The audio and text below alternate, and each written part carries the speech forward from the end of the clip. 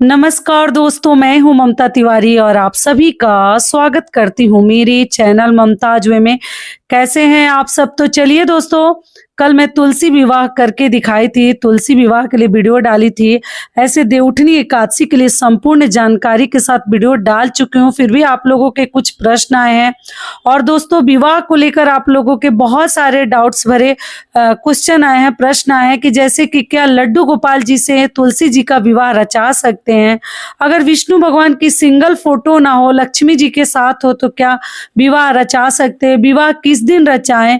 और पूजा का शुभ मुहूर्त क्या है? पहले वीडियो में तो बताई थी, फिर भी कुछ लोगों ने नहीं सुना है। और गर्भवती महिलाएं क्या तुलसी विवाह कर सकती हैं? कुंवारी लड़कियां कर सकती हैं? दुर्भाग्यवश जिनके पति नहीं, हस्बैंड नहीं है, वो लोग कर सकते हैं? तमाम ऐसे महत्वपूर्ण प्रश्न है। मासिक धर्म में विवाह कैसे करें?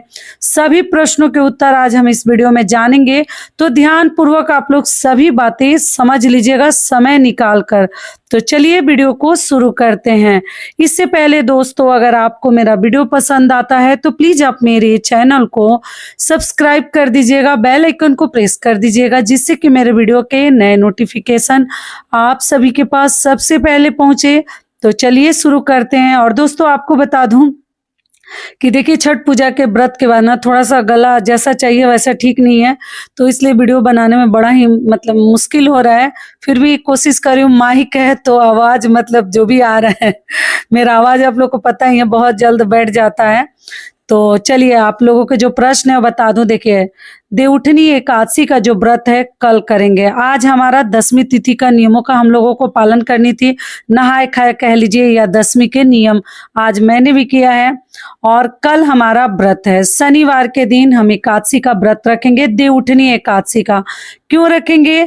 कि हम एकादशी व्रत में कन्यादान जैसा एकादशी का व्रत करते हैं, और उसी दिन एकादशी के दिन ही हम लोग तुलसी जी का विवाह करते हैं शालिग्राम जी के साथ। अगर आपके पास शालिग्राम जी हैं तब तो आपको किसी देवी देवता की विष्णु भगवान की फोटो की जरूरत नहीं है, आप शालिग्राम जी से ही नियम है विवाह रचाने का। लेकिन हमारे पास नहीं है तो हम लोग विष्णु भगवान की फोटो से करते हैं। तो आपको बता दूं कि कल हम व्रत रखेंगे। तो आज के दिन हमारा 10वीं तिथि के नियमों का पालन करना है। आज 10वीं तिथि है तो बाल वगैरह धोकर स्नान कर लिए हैं। कल हम लोग व्रत रखेंगे, क्योंकि एकादशी के दिन ही हम लोग व्रत रखते हैं, ठीक है। और उसी दिन कन्यादान जैसा व्रत रख के भूख के, क्योंकि ये फलाहारी व्रत है। आप लोगों में से कुछ लोगों ने पूछा है कि क्या हम ये व्रत निर्जला रख सकते हैं? तो देखिए, बहुत अधिक ताकत है आपके पास, शारीरिक क्षमता अच्छी है तो आप रखिए। लेकिन इस व्रत में ऐसा कुछ नियम नहीं है। इसमें गन्ना चूसा जाता है, गन्ना का भोग लगाया जाता है, विवाह में भी हम शामिल करते हैं गन्ना को। तो इसमें गन्ना का दान करना बहुत अधिक शुभ माना जाता है। तो क्यों आप निर्जला व्रत रखिएगा, आप फलाहारी रखिए।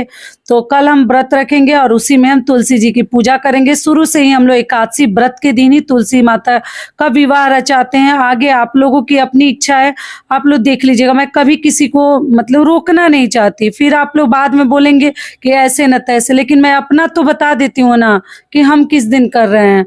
तो देखिए, जिसके मन में जो दिन रहता है ना कि हम इसी दिन करेंगे, उसको आप रोक नहीं सकते। तो मैं कौन होती हूँ बोलने वाली कि आप इस दिन करें ना करें। लेकिन जो सही डेट है, जिस दिन हम लोग कर रहे हैं एकादशी मानकर, वही मैं आपको बताती हूँ। तो ये हो गया।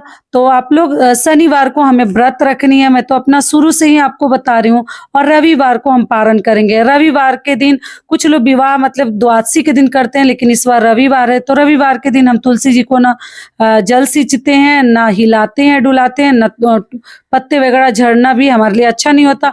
लेकिन जो लोग रविवार को करना चाहते हैं, यानी कि 2 नवंबर को, वो अपना देख लेंगे। लेकिन हम लोग 1 नवंबर दिन शनिवार को एकादशी, देवउठनी एकादशी का व्रत रखेंगे, ठीक है।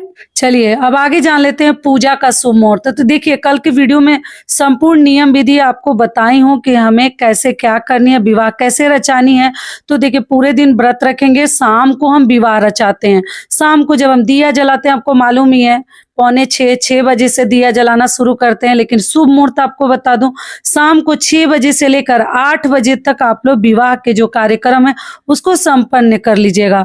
हाथ पैर धोकर कपड़ा बदल दीजिएगा, वस्त्र बदल दीजिएगा, पहना धुला हुआ वस्त्र पहन लीजिएगा और वहीं पर हम दान भी दिन में भी आप लोग दान कर सकते हैं या विवाह के बाद जो भी साड़ी कपड़ा है दान कर दीजिएगा।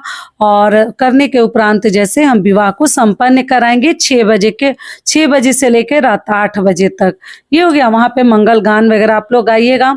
चलिए अब आगे आप लोगों का प्रश्न है कि दीदी गर्भवती महिलाएं क्या ये विवाह रचा सकती हैं? बिल्कुल रचा सकती हैं, कोई दिक्कत नहीं है, आप लोग भी रचा सकते हैं।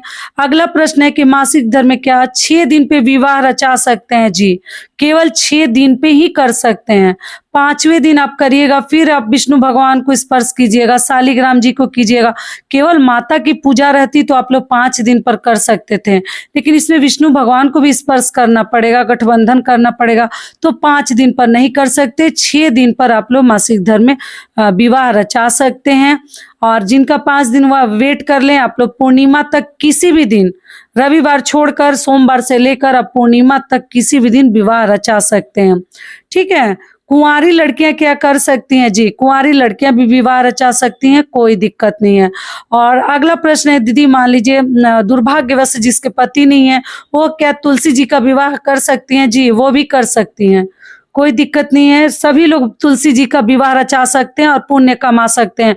बहुत ही शुभ संयोग है और बहुत ही शुभ कार्य है।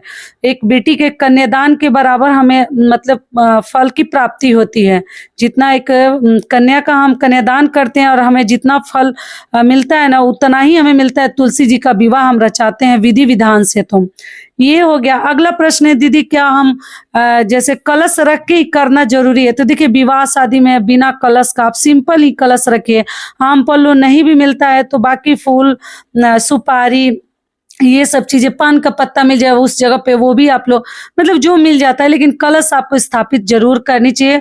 और गेहूं या तिल या फूल का आप लोग आसन दीजिएगा, क्योंकि इसमें चावल, एकादशी व्रत में चावल से मतलब हमें बाकी चीजों में चावल शामिल नहीं करनी चाहिए, तो इसलिए मैं बताई थी कल के वीडियो में। चलिए अगला प्रश्न है कि क्या अगर रविवार को व्रत रखते हैं तो क्या शनिवार को केवल विवाह रचा सकते हैं? जी, विवाह आप शनिवार को रचा लीजिए। अगर आपके मन में है कि नहीं हम 2 तारीख को 2 नवंबर दिन रविवार को देवउठनी एकादशी का व्रत रखेंगे, तो आप एकदम हंसी खुशी से रख सकते हैं, लेकिन हम लोग व्रत रख के ही विवाह करते हैं, आगे आप लोग देख लीजिएगा। ये हो गया।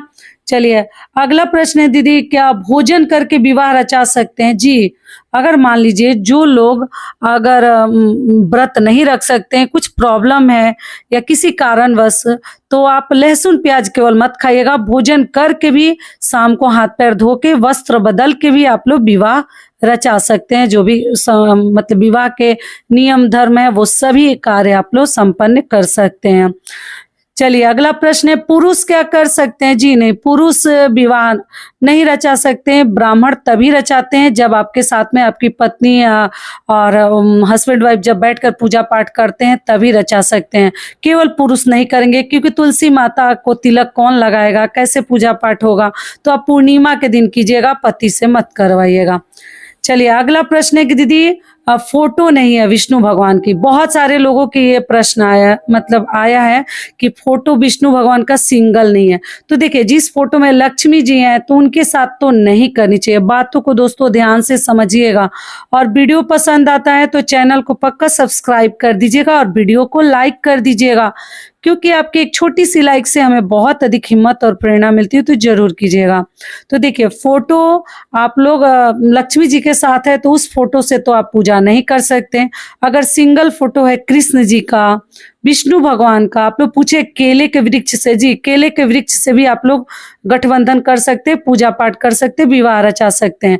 लेकिन जोड़ी में कोई फोटो है उससे नहीं कर सकते हैं, और लड्डू गोपाल जी से नहीं करते हैं, क्योंकि वो बाल स्वरूप हैं, तो उनसे तो विवाह नहीं रचाते हैं। मेन हमें रचाना होता है शालिग्राम जी के साथ, तो वो तो सभी के पास नहीं होते हैं। तो आप क्या कीजिएगा, सुपारी से विष्णु भगवान का स्वरूप बना लीजिएगा, कलावा लपेट के, और सुपारी को आप लोग वहीं पे स्थापित कर दीजिएगा।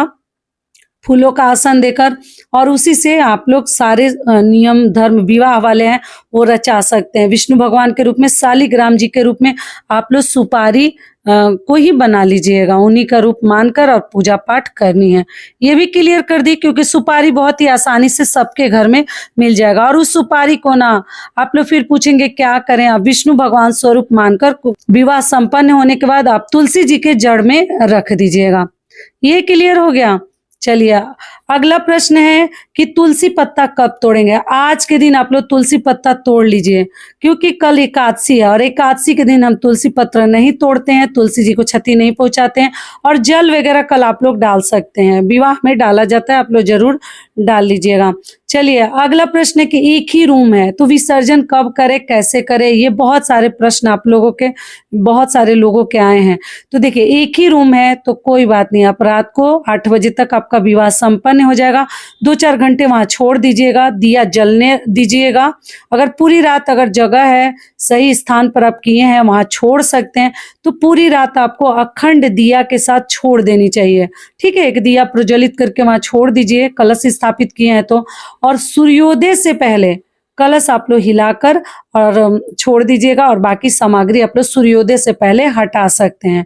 तुलसी जी को उनके पास रख दीजिए। फोटो मतलब जहां रखते हैं, फोटो आप उठाकर अपने घर पर के मंदिर में रख लीजिए। सुपारी से किए हैं तो माता के जड़ के पास रख दीजिए सुपारी को उठाकर, और जो विष्णु भगवान हम बनाए हैं।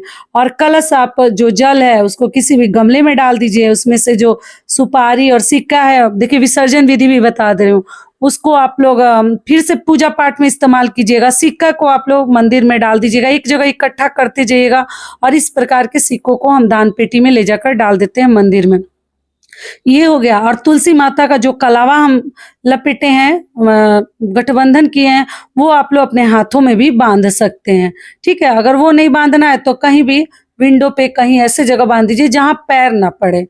ये बता दिया आपको। और फूलों का विसर्जन कर दीजिए। तो ये सब कार्य कब करेंगे? सूर्योदय से पहले। लेकिन जिनका घर छोटा है, एक ही रूम है, आप 2-4 घंटा वहां पर मतलब छोड़ दीजिए, 1-2 घंटा तो छोड़ ही दीजिए, कम से कम 10 बजे रात तक, और छोड़कर और आप अपना कार्य कीजिए। जब सोने जाते हैं तभी सभी सामग्री आप लोग हटा दीजिएगा, कलश भी हिला दीजिएगा। क्या कीजिएगा?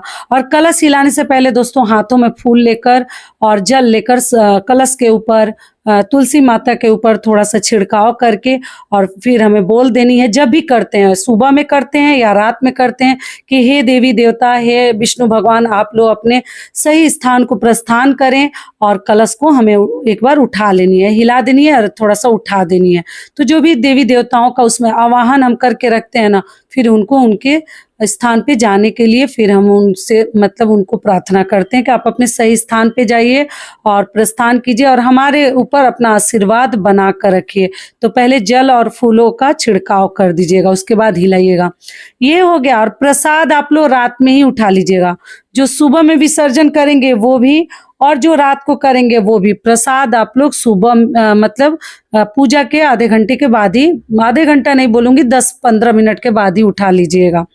ये हो गया। चलिए अगला प्रश्न है कि दीदी अगर हम ना कर पाए तो, देखिए जो लोग सूर्योदय से पहले भी नहीं कर पाते हैं वो एक ही बार अब सोमवार को कलश हिलाएंगे, क्योंकि रविवार को कलश नहीं हिलाते ना विसर्जन करते हैं। तो आप लोग चौकी वगैरह मत हटाइएगा, और सोमवार को कर सकते हैं या सूर्योदय से पहले कर सकते हैं, या रात को जिनको मतलब जगह की कमी है, बाहर आप लोग बोलिए दीदी हमारी तुलसी जी हैं तो फिर रात भर कैसे छोड़ेंगे, तो ऐसे में आप सभी सामग्री लेकर घर में आ जाइए, कोई दिक्कत नहीं। अगर छोड़ने का जगह है तब रात भर छोड़िए, नहीं छोड़ने का जगह है तो पूजा पाठ के 1-2 घंटे बाद आप लोग, 2 घंटे कम से कम छोड़ दीजिए, 2 घंटे बाद आप लोग कलश उठा लीजिएगा, बाकी सामग्री भी जगह जगह पे उठाकर रख दीजिएगा। क्या कीजिएगा? और भगवान से आप लोग माफी मांग लीजिएगा, उनको अपने स्थान पे जाने के लिए उनसे प्रार्थना कीजिएगा। तो इस प्रकार से विसर्जन विधि भी आपको बता दी, और भोजन करके भी आप लोग कर सकते हैं, जिनसे व्रत नहीं रखा जाएगा तब। ऐसे ये व्रत रखें तो बहुत अधिक आपके लिए लाभकारी होगा। सारी बातें समझा दी, और अगले दिन हम पारण करेंगे। तो पारण के नियम विधि पहले वीडियो में सब कुछ बता चुकी हूँ कि घी का बना हुआ खाते हैं, एक समय ही खाते हैं। पारण थोड़ा देर से है दोस्तों, 1:11 के बाद पारण है दोपहर में, तो आप लोग सुबह में जल फल ले सकते हैं, चाय पी सकते हैं और फलाहार कर सकते हैं।